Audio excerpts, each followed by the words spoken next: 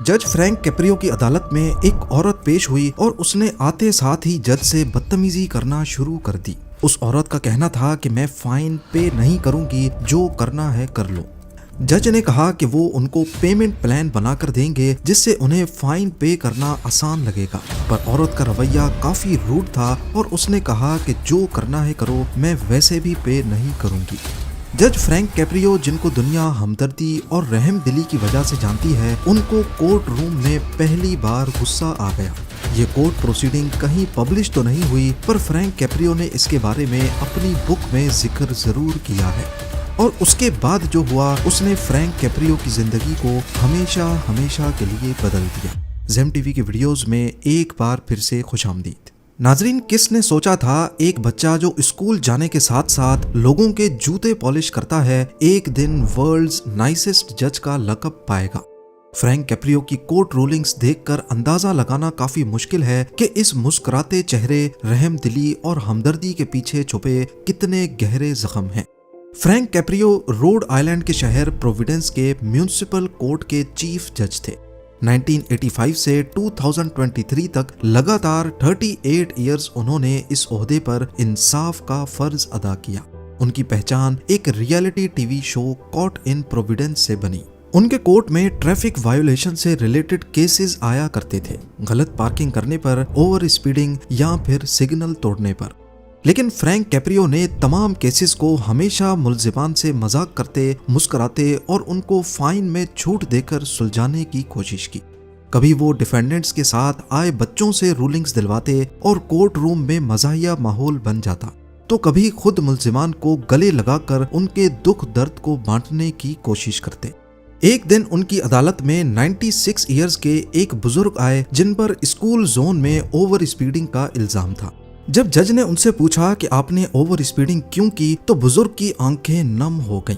उन्होंने कहा कि वो अपने 63 इयर्स के बेटे को हॉस्पिटल लेके जा रहे थे क्योंकि उसे ब्लड कैंसर है। फ्रैंक कैप्रियो ने टाइम जाया किए बगैर बुजुर्ग को विश किया और बिना फाइन लगाए केस डिसमिस कर दिया।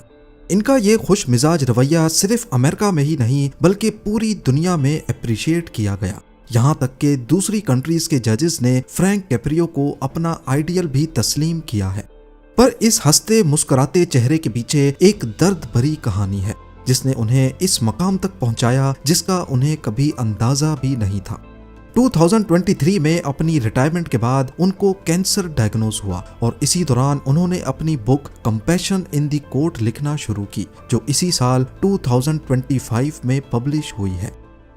जज फ्रैंक कैप्रियो के इस रवैये के पीछे एक इंटरेस्टिंग वाकया है जो उनके दादी दादा के साथ पेश आया था। उनके दादी दादा बिल्कुल अनपढ़ थे जब वो इटली से माइग्रेट करके प्रोविडेंस सिटी में आए थे। उनके हालात इतने खराब थे कि दादा फ्रूट्स का ठेला लगाकर अपना गुजारा करते थे। एक दिन वो अपने दोस्तों के साथ पीकर शोर शराबा कर बैठे और पुलिस ने पकड़ लिया। फ्रैंक कैप्रियो की दादी पड़ोस से पैसे उधार लेकर कोर्ट गई और अपने हस्बैंड को छुड़ाने के लिए सबके सामने जज को पैसे ऑफर कर दिए, वो भी इशारों और टूटी फूटी इंग्लिश में। उस वक्त उनके साथ उनका छोटा बेटा टप मौजूद था जिसको थोड़ी बहुत इंग्लिश आती थी। जज ने टप को अपने पास बुलाया और कहा कि अपने अम्मी अब्बू को घर ले जाओ, उन्हें रिहा कर दिया गया है। टप ने जब ये बात अपनी माँ को बताई तो वो जज को दुआएं देती हुई लौट गई। ये छोटा बच्चा कोई और नहीं बल्कि असल में जज फ्रैंक कैप्रियो के वालिद थे जिन्हें प्यार में टप कहा जाता था। फ्रैंक कैप्रियो का कहना है कि बेशक ये केस मेरी पैदाइश से बहुत पहले हुआ था, लेकिन उस जज के बर्ताव की कहानी सुनकर मैं आज भी अपने कोर्ट में जब इमिग्रेंट्स को देखता हूँ तो मुझे अपने दादी दादा याद आते हैं और मैं अपनी पूरी कोशिश करता हूँ कि उन्हें किसी किस्म की तकलीफ ना हो। फ्रैंक कैप्रियो के वालिद का असल नाम एंटोनियो कैप्रियो जूनियर था, लेकिन उनको हर कोई टप कहकर पुकारता था।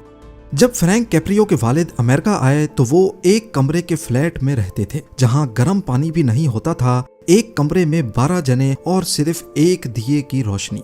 उनको 7th क्लास में ही स्कूल छोड़ना पड़ा और वो अपने वालिद यानी फ्रैंक के दादा के साथ फैमिली का खर्चा चलाने में मदद करने लगे।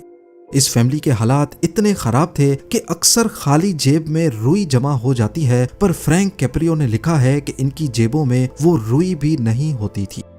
24 नवंबर 1936 को फ्रैंक कैप्रियो की पैदाइश हुई और वो अपने वालिद टप और माँ फिलोमिना के साथ उसी ठंडे पानी और एक कमरे के घर में रहने लगे।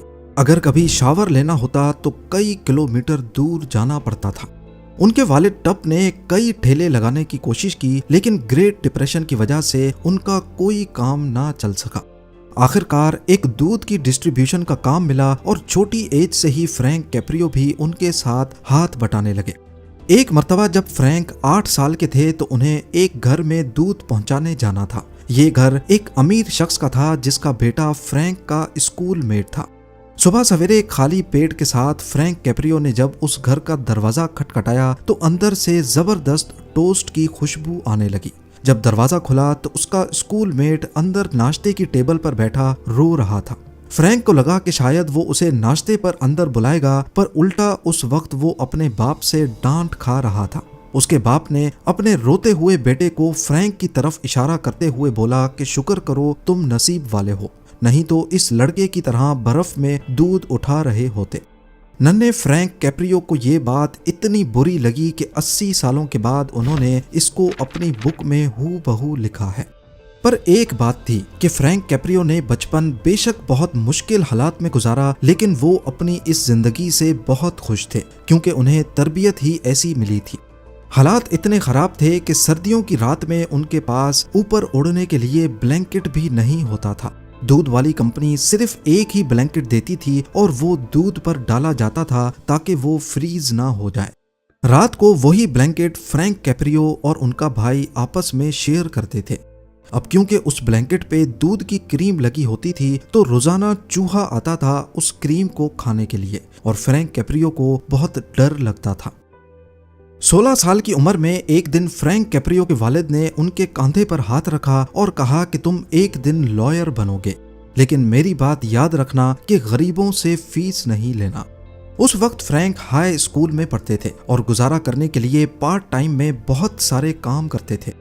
अपने वालिद के साथ मिल्क डिलीवरी मैन का काम, न्यूज़पेपर बांटना, एक बॉलिंग अले में पिन्स लगाने का काम, रेस्टोरेंट में वेटर और यहाँ तक के रोड किनारे बैठकर लोगों के शूज पॉलिश करके भी उन्होंने अपने खर्चे चलाए। हाई स्कूल के बाद उनको प्रोविडेंस के ही एक कॉलेज में एडमिशन मिल गया। उस दौर में गरीब खानदान के लिए कॉलेज तक पहुंच जाना भी बहुत बड़ी बात होती थी। उनके 45 कजन्स में से फ्रैंक कैप्रियो दूसरे थे जो कॉलेज तक पहुंचे थे। कॉलेज के आखिरी साल में उन्होंने बॉस्टन लॉ यूनिवर्सिटी में अप्लाई किया जो कि उनका सपना था, लेकिन इस यूनिवर्सिटी में पढ़ने का मतलब था कि उनको अपनी सारी पार्ट टाइम जॉब्स छोड़नी पड़ेंगी और अगर ऐसा करना पड़ा तो फिर गुजारा कैसे होगा। उनका उस यूनिवर्सिटी में एडमिशन भी हो गया, लेकिन फ्रैंक अच्छी तरह जानते थे कि उनके माँ बाप इस यूनिवर्सिटी का खर्चा नहीं उठा पाएंगे। लिहाजा उन्होंने अपनी पसंदीदा यूनिवर्सिटी में जाने के बजाय दिन के वक्त टीचिंग की जॉब की और रात में किसी दूसरी यूनिवर्सिटी में लॉ पढ़ने लगे। इस दौरान फ्रैंक कैप्रियो के साथ दूसरा ऐसा वाकया हुआ जिसका दुख वो जिंदगी भर नहीं भूल पाए। एक दिन लॉ कॉलेज से वापसी पर उनके एक क्लासमेट ने उनको घर तक लिफ्ट दी। फ्रैंक एक क्लैप बोर्ड अपार्टमेंट में रहते थे जिसकी हालत बाहर से बहुत खराब थी। फ्रैंक के क्लास फेलो ने उनका घर देखकर कहा कि अगर तुम कामयाब लॉयर बनना चाहते हो तो तुम इस तरह के घर में नहीं रह सकते। उस वक्त फ्रैंक को बहुत बुरा लगा, पर उन्होंने उसका जवाब दिए बगैर थैंक यू बोला और चलते बने। पर वो ये बात जिंदगी भर नहीं भूल पाए। लॉयर बनने के बाद उन्होंने पॉलिटिक्स में भी कदम रखा और एक मर्तबा वो अटॉर्नी जनरल के इलेक्शन में भी खड़े हुए, लेकिन मुखालिफ पार्टी ने उन पर ऑर्गेनाइज्ड क्राइम के झूठे इल्जामात लगाकर उनका पत्ता काट दिया। इसके बाद वो वापस अपनी लॉ को प्रैक्टिस करने लगे। एक दिन फ्रैंक कैप्रियो लंच कर रहे थे, तभी अचानक उनको सिटी के मेयर की तरफ से एक फोन कॉल आई। उन्होंने फ्रैंक को बताया कि प्रोविडेंस के 3 म्युनिसिपल कोर्ट जजेस में से एक का ट्रांसफर हो गया है और अब एक सीट खाली हो गई है। फ्रैंक को समझ नहीं आया कि मेयर ये बात इस वक्त उन्हें क्यों बता रहे हैं, जिस पर मेयर ने कहा कि मुझे लगता है कि इस पोस्ट के लिए आप बिल्कुल परफेक्ट रहेंगे। फ्रैंक ने इससे ज्यादा खुशी का लम्हा पहले कभी नहीं देखा था। ये सिर्फ फ्रैंक के लिए ही नहीं बल्कि उनके माँ बाप दोनों के लिए एक प्राउड मोमेंट था। फ्रैंक कैप्रियो रेसलिंग के चैंपियन भी रह चुके थे और जब भी उनका मैच होता तो उनके वालिद टप हमेशा उनका मैच देखने मौजूद होते थे। ऐसे ही जब फ्रैंक जज बने तो पहले दिन उनकी कोर्ट प्रोसीडिंग्स देखने के लिए भी टप वहां मौजूद थे। पहला केस एक औरत का था जिसके जिम्मे कई $100 के पार्किंग टिकट्स थे। उसने आते साथ ही जज फ्रैंक कैप्रियो से बदतमीजी करना शुरू कर दी। उसने कहा कि मैं ये फाइन पे नहीं करूंगी, मेरे बच्चे हैं और मुझे उनका खर्चा भी उठाना होता है। जज फ्रैंक कैप्रियो ने उन्हें पेमेंट प्लान पर डाल दिया, यानी अब वो किस्तों में पे कर सकेंगी। लेकिन वो औरत बहुत अकड़ रही थी और कहा कि बेशक आप जो भी करो मैं पे नहीं करूंगी। पहले ही दिन जज फ्रैंक कैप्रियो को गुस्सा आ गया और उन्होंने उसकी कार पर बूट लगवाकर केस को डिसमिस कर दिया, यानी अब उसकी कार तब तक नहीं चल पाएगी जब तक फाइन की अदायगी नहीं होगी। कोर्ट सेशन के बाद टप ने फ्रैंक को बहुत डांटा। उन्होंने कहा कि वो औरत अब अपने बच्चों को स्कूल कैसे छोड़ने जाएगी या ग्रोसरीज कैसे लेने जाएगी। पहले ही दिन टप के माथे पर शिकन था और वो खुश नहीं थे। ये दिन फ्रैंक कैप्रियो की जिंदगी का टर्निंग पॉइंट साबित हुआ।